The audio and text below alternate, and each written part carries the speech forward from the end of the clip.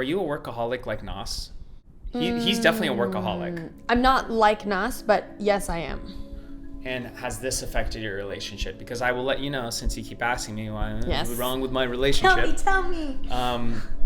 We both work really hard, and we both work hard at what we do. For me, like I travel a lot, so it's technically a long distance relationship, and you can know how tough that is in a relationship. Yeah. So it's hard to find time together, and the more time you don't spend together, I don't even want to say you grow apart. You're just apart.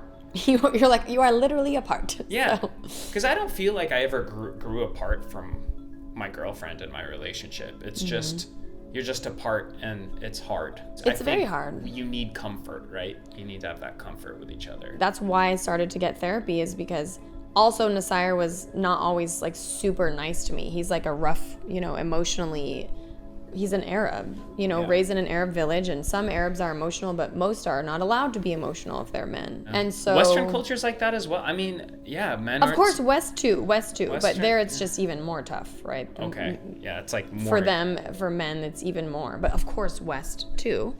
I was in Turkey and he was in Armenia, and it was like raining, and I was in my room, and I was just like torn apart with like devastation, like that, our lack of connection at that time. But like I knew we had a connection, but it just wasn't, he was just being so cold to me, and it just was so difficult.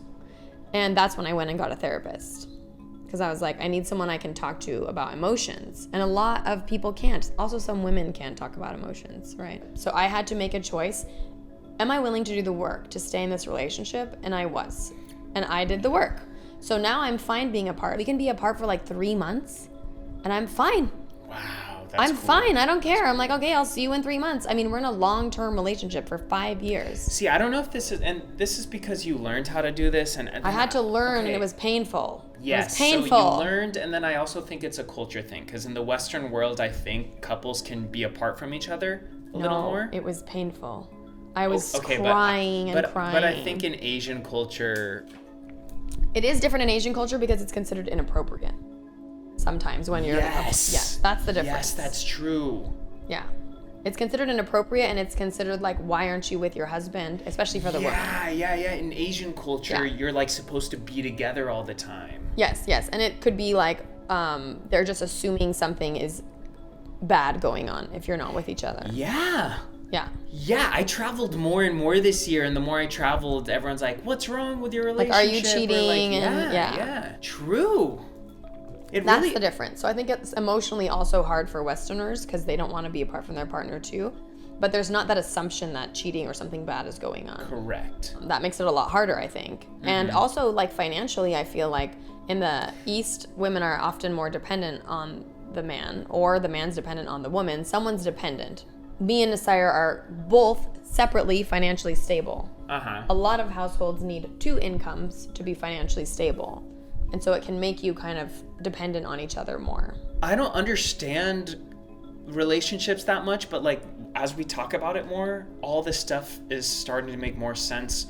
Why people get upset, why people do the things they do. There's all these unnecessary restrictions, and you can slowly remove the restrictions. And the restrictions are what make you feel safe in a relationship, right? You don't have sex with other people. You don't kiss other people. You don't travel without me. You stay with me. You only care about me, right? And you can still have a deep, loving relationship or caring relationship, right? To me, caring is just as important as love, right? What is love? Nobody knows anyways, right? Yeah. And you can slowly remove these restrictions, the ones that you want to, right? Oh, you can travel without me. That's okay. You need to have an independent life, and your partner can have an independent life, and you each have expectations. So for me, that means I want Nasir to try to send me 1 or 2 pictures every couple days. Send me a picture of who you're with. Send me a picture of your hotel, so I feel connected to you, right? Okay. Or call me before bed, or call me in the morning, whenever is convenient for your schedule. And that's what I need to feel connected. If we break up tomorrow, I'm completely fine. I mean, of course, I'll be like sad, but I'm fine.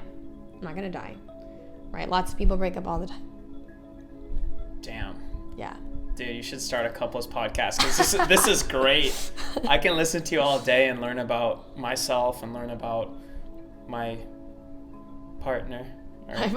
My theoretical partner. It's so hard for me to say my ex or I've never She's said that. still a partner. You learn from every relationship. We're still really good friends. Yeah. And I hope we can remain friends. I hope. I just want her to be happy.